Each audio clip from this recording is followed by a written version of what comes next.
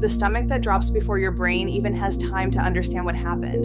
The overthinking that turns one text message into a full courtroom trial. The exhaustion that makes you feel like your battery is at 2%, while your mind is somehow still running laps around every possible worst-case scenario.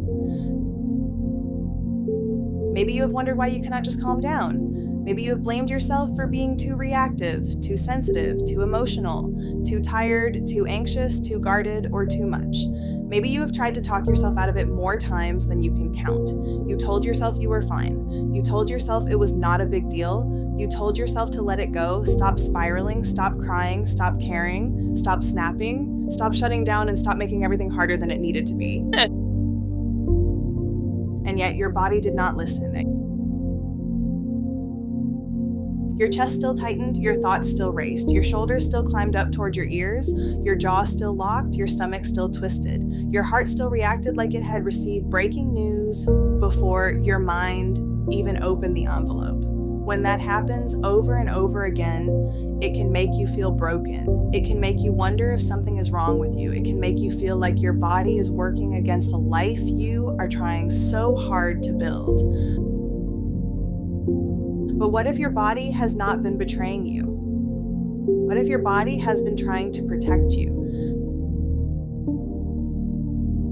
That does not mean every reaction feels helpful. It does not mean every response makes sense in the moment. It does not mean you enjoy feeling anxious, burned out, overwhelmed, frozen, angry, numb, panicked, or emotionally flooded. Of course not. Nobody wakes up and thinks, today feels like a beautiful day to be hijacked by my nervous system. But your body is not trying to ruin your life. Your body is always listening. It listens to your environment, your memories, your stress, your relationships, your sleep, your hunger, your workload, your hormones, your pain, your past, your pressure, your patterns, and the tiny cues you may not even consciously notice.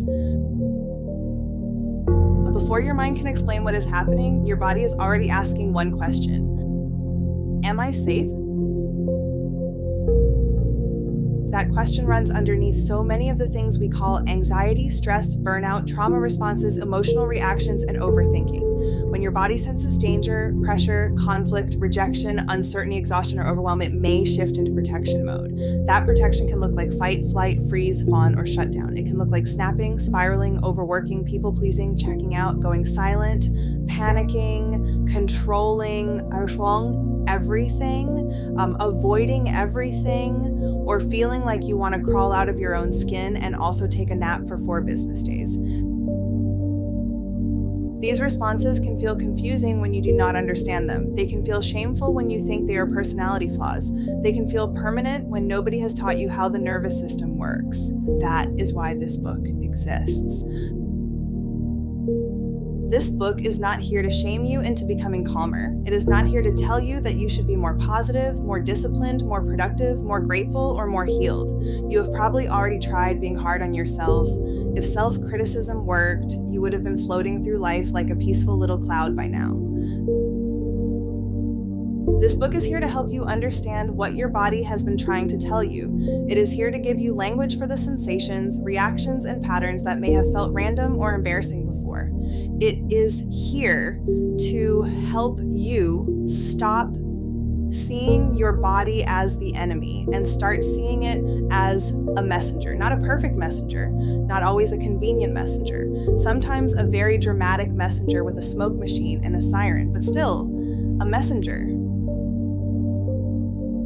The goal of nervous system regulation is not to become calm every second of the day. That is not realistic, and honestly, it would be strange. You are a human being, not a decorative candle. You are supposed to feel things. You're supposed to have reactions. You are supposed to care. Real regulation is not about deleting your emotions. It is about building the ability to notice what is happening inside you, support your body through it, and come back to yourself with more steadiness. That might mean learning how to feel anxiety rise without letting it drive the whole car.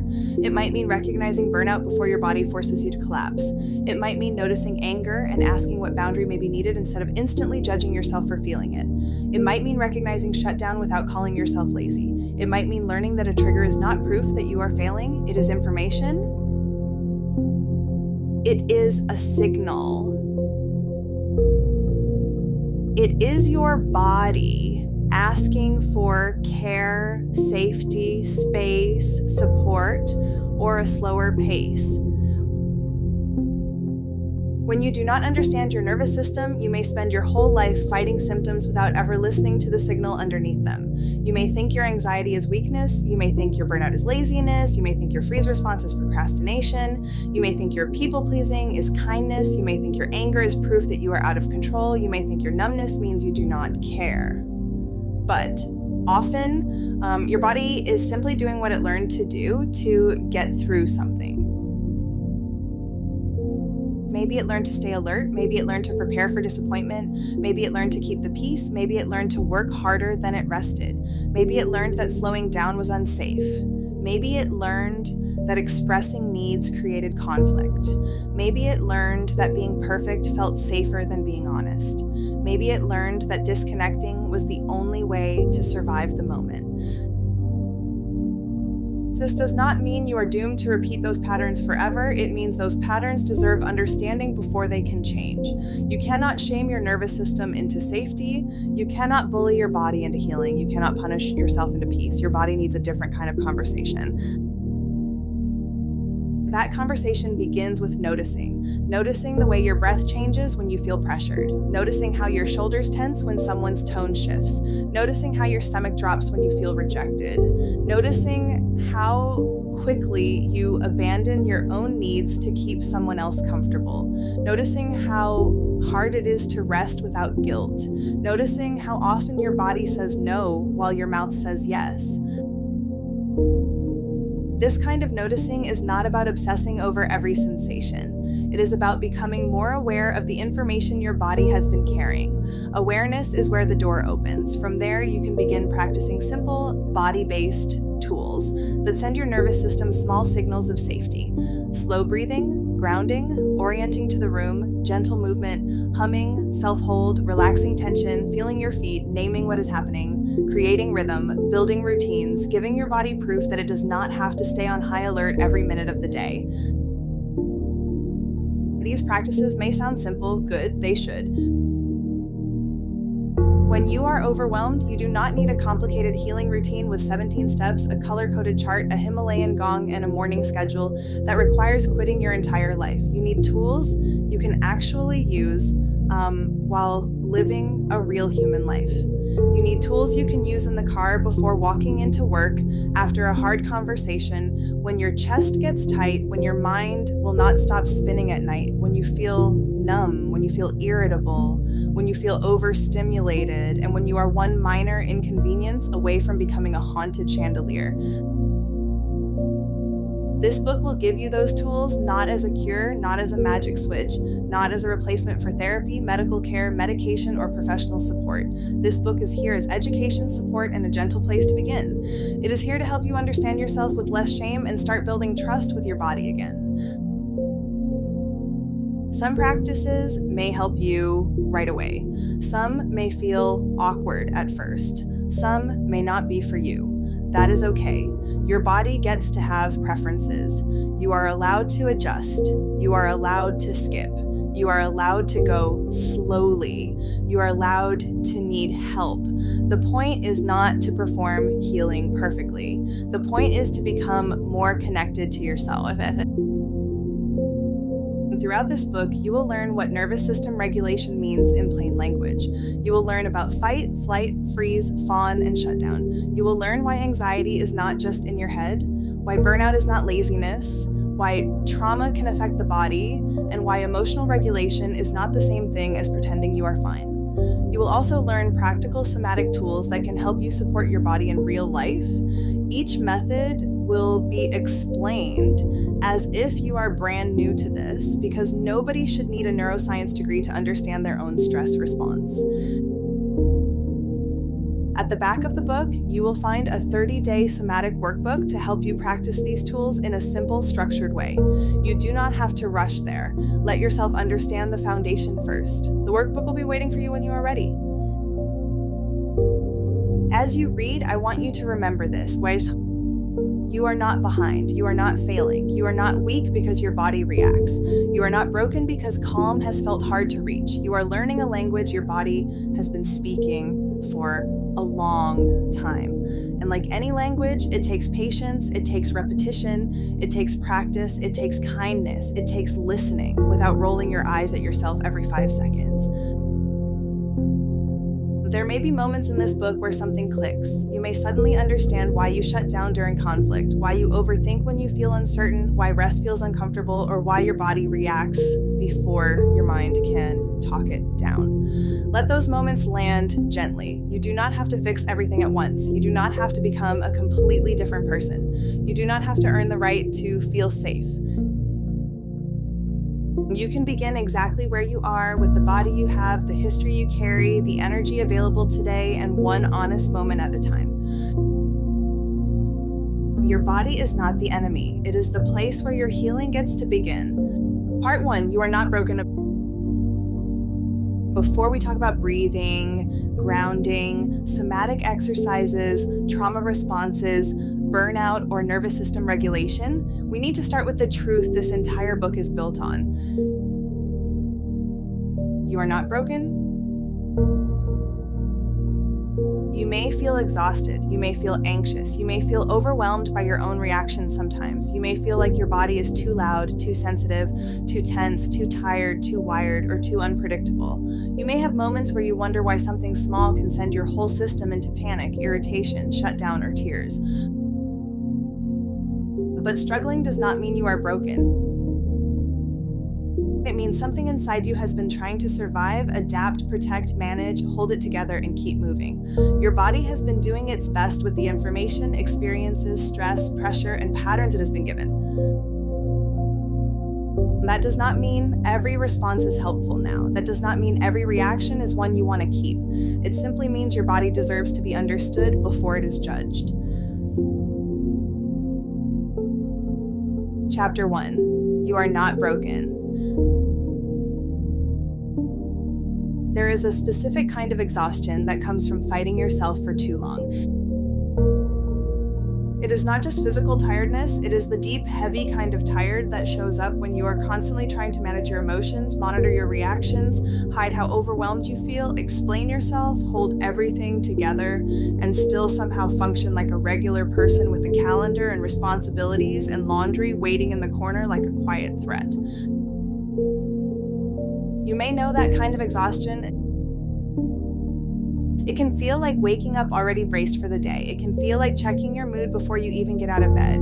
It can feel like wondering which version of you is going to show up. The calm one, the anxious one, the irritated one, the numb one, the productive one, the overwhelmed one, or the one who wants to cancel everything and live under a blanket until further notice. If that sounds familiar, take a breath right here. Not because you are doing anything wrong, not because you need to perform calm on command, just because you are here, reading this, and your body deserves one small moment where it is not being rushed. You are not broken. You may have been living with a nervous system that has learned to stay on alert. You may have been carrying stress that never had a chance to fully leave your body. You may have learned to keep going when you actually needed rest. You may have learned to say yes when your body was begging for no. You may have learned to smile through things that hurt. You may have learned to become productive, agreeable, useful, quiet, funny, impressive, independent, or fine because at some point that helped you survive. And now maybe those same patterns are wearing you out. That is the confusing part about survival patterns. They often begin as protection, but over time they can start to feel like a prison.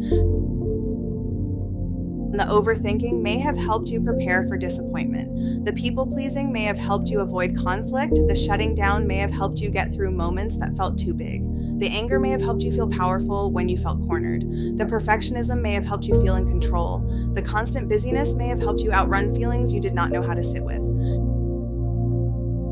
Your body did not choose those patterns because it wanted to make life harder. It chose them because at some point they made sense. Maybe not logically, maybe not consciously, but to your nervous system, they made sense. That is why simply telling yourself to stop does not always work. If it did, you would have done it already. You would have told your anxiety to pack a bag. You would have told burnout to leave the premises. You would have told panic, "Thank you for your concern, but we are no longer accepting applications." Very official, very tidy, very nice.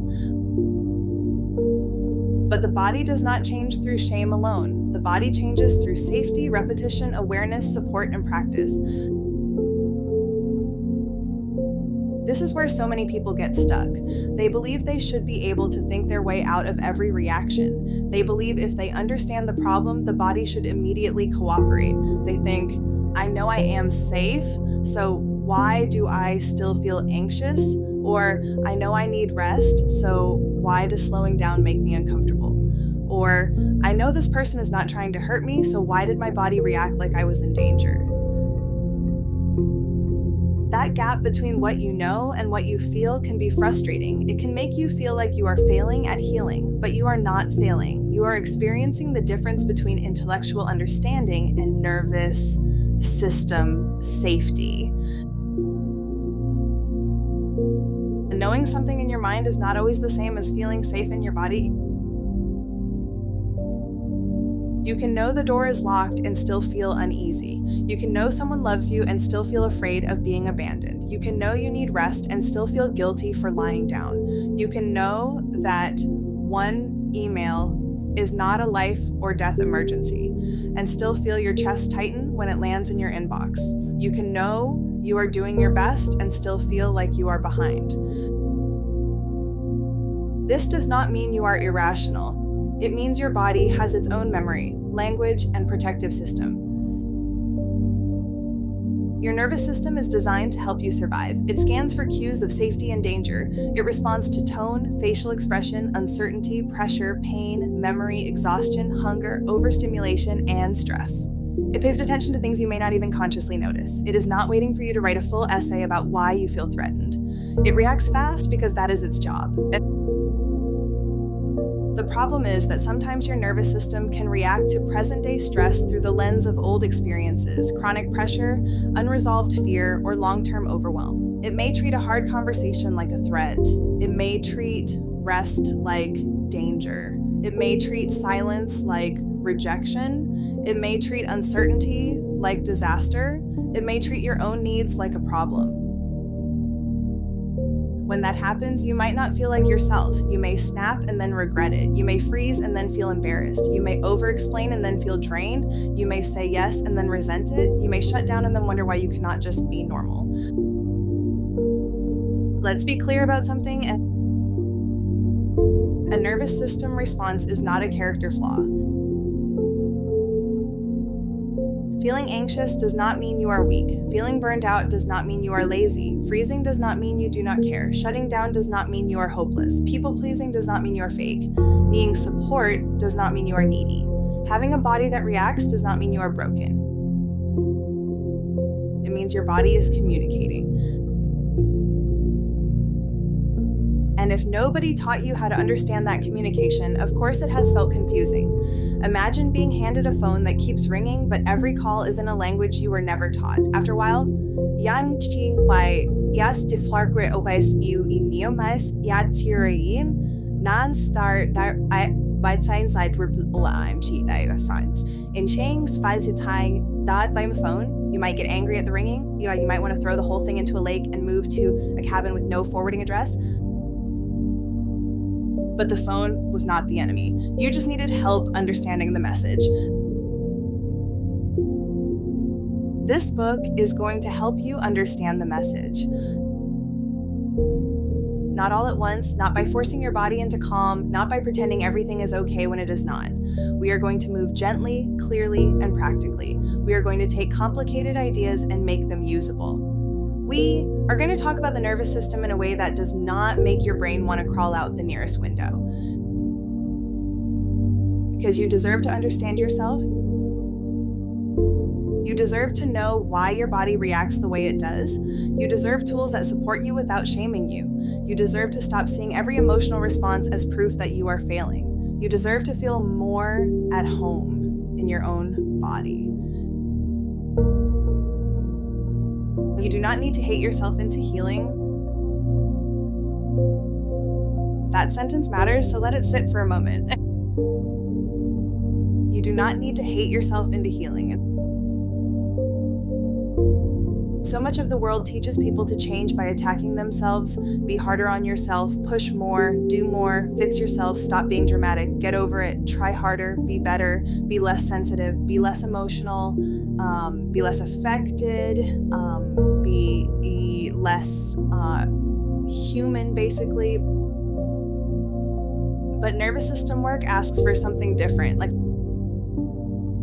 it asks you to become curious instead of cruel. It asks you to ask, what is my body trying to protect me from, instead of what is wrong with me? It asks you to notice your patterns without turning them into a courtroom case against your worth. It asks you to build safety in small moments, not demand instant transformation because you read one chapter and highlighted a sentence that hit a little too hard. This process is not about becoming a perfectly calm person who never gets triggered, never overthinks, never cries, never feels anger, never needs reassurance, and never has a messy day. That person does not exist. And if they did, they would probably be deeply boring at dinner. This process is about learning how to come back to yourself. When anxiety rises, you can learn how to support your body. When burnout whispers, or let's be honest, sometimes screams, you can learn how to listen before your body forces you to stop. When trauma responses show up, you can learn how to move slowly and safely. When emotional overwhelm hits, you can learn how to create enough space between the feeling and the reaction. When your body feels like the enemy, you can learn how to pause and say, maybe this is a signal. Maybe I can listen differently this time. That is where healing begins. Not in perfection, not in pressure, not in pretending. Healing begins in the moment you stop treating yourself like a problem to solve and start treating yourself like a person to care for. There may be parts of you that are tired of trying. That makes sense. There may be parts of you that do not fully believe things can feel different. That makes sense too. If you have been anxious, burned out, overwhelmed, or disconnected for a long time, hope can feel suspicious. Hope can walk into the room and your nervous system may say, absolutely not, we have been fooled before. That is okay. You do not need to force hope. You do not need to be wildly optimistic. You do not need to believe every tool will work perfectly. You only need to be willing to begin gently. Tiny beginnings count. One slower breath counts, one moment of noticing counts, one time you pause before reacting counts, one time you rest without insulting yourself counts, one time you feel your feet on the floor instead of spiraling into tomorrow's imaginary disasters counts, one time you name what is happening in your body instead of becoming it counts. Your nervous system learns through repetition, not punishment, not panic, not pressure, repetition. Small signals of safety repeated over time can begin to teach your body something new. Not overnight, not in a magical movie montage, but slowly, honestly, in the middle of your real life. That is what we are building here. This book is going to help you understand your nervous system, recognize your patterns, practice body-based tools, and create a gentler relationship with yourself. Some parts may feel comforting, some may feel challenging, some may make you pause and think, well, that explains a lot. Let the process unfold without demanding that you become a whole new person by next Tuesday. You are allowed to take your time. You are allowed to have emotions. You are allowed to need support. You are allowed to be a work in progress without turning yourself into a project. You are allowed to stop fighting your body because your body is not the enemy. Your body has been trying to bring you home to yourself.